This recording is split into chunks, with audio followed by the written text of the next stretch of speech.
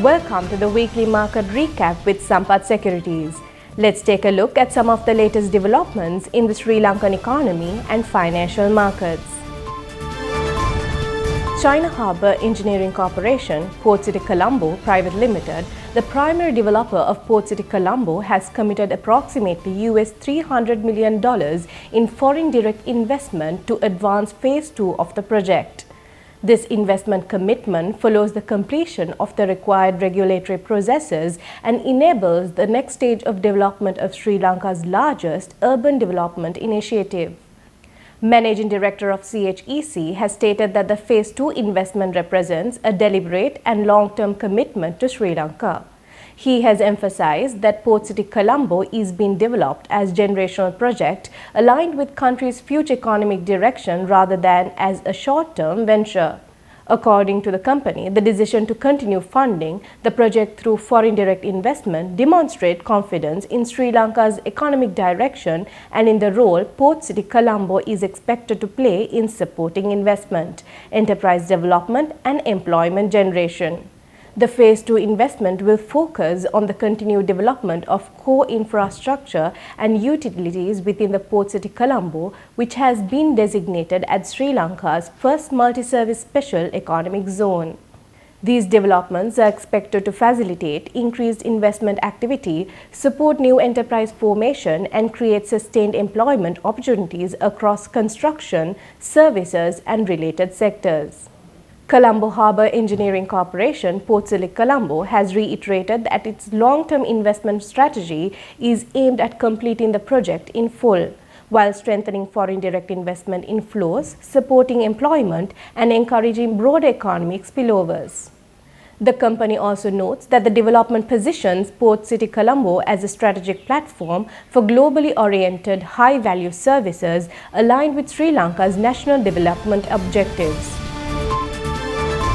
Sri Lanka should seek revisions to the targets agreed with the International Monetary Fund under its extended fund facility arrangement due to changing economic conditions. This was stated by the Central Bank Governor Nandalal Veerasinghe, according to the report. Speaking on a leading current affairs program, the governor said discussions on revising the targets are expected when an IMF team visits Sri Lanka later than this month for the fifth review of the 48-month extended fund facility program. He explained that revisions have become unavoidable following unexpected developments including Cyclone Ditwah, which caused extensive damage to infrastructure and livelihoods. The governor stressed that economic targets must reflect prevailing conditions at the time they are assessed. He noted that when countries work with the International Monetary Fund, policies and targets are set based on the country's situation during discussions. As circumstances change, targets must also be adjusted, a principle accepted by both parties. Dr. Veerasinghe further explained that the fifth review was initially expected to be completed by mid-December. However, it was postponed after the government proposed additional budgetary expenditure following the cyclone, which required more time to assess the economic impact. He added that a comprehensive review must be carried out before setting targets by beyond next year. In this context, he stated that the rapid financing instrument was considered appropriate in the interim given the restoration of debt sustainability. Credit flows to the economy have gathered strong momentum with private sector lending reaching a new monthly record in November. According to the latest data, licensed commercial banks expanded total outstanding private sector credit by 262.6 billion rupees during the month. This surpassed the previous record of 246.1 billion rupees recorded in October, extending a record-breaking trend that began in mid-2025. As a result, cumulative private sector credit growth for the first 11 months rose to 1,873 billion rupees. This reflects a year-on-year growth of 26%, marking a clear acceleration from the 24.1% growth recorded up to October. Typically, credit demand increases towards the end of the year as importers and traders borrow to meet festive season demand. However, the current pace of expansion also points to banks stepping up lending activity in response to the lower interest rate environment. Despite the strong momentum, sustained private sector credit growth at this level may raise concerns for overall economic stability and inflation management. In outlining its medium-term policies for 2026 and beyond, the central bank has reiterated that monetary policy decisions will remain data-dependent. As a result, when the Monetary Policy Board meets later this month for its first rate review of the year, it is widely expected to maintain existing policy rates. While some upward movement in interest rates is possible during the second half of the year, it is not expected to significantly disrupt credit growth. In the meantime, the average weighted prime lending rate, which reflects the cost of short-term private sector borrowing, has edged up in recent weeks to 9.19%. The Cabinet of Ministers has approved a proposal to lease underutilized state-owned plantation lands and properties to suitable investors. The decision forms part of the government's broader strategy to improve asset utilization, attract private investment and enhance productivity in the plantation sector. According to the Cabinet decision, the leasing process will be carried out through prescribed procurement procedures to ensure transparency and competitive selection of investors. Speaking of the post-cabinet media briefing, cabinet spokesman stated that the approval covers stage 2 underutilized land and properties. These assets are owned or managed by several state plantation institutions and were not included in the earlier disposal phase. He noted that the move is expected to unlock economic value from idle assets, encourage greater private sector participation, create employment opportunities, and strengthen the financial sustainability of state plantation entities. Under the approval, Stage 2 underutilized land and properties owned by the Sri Lanka State Plantation Corporation, Janatha State Development Board and El Kadua Plantation Company will be considered.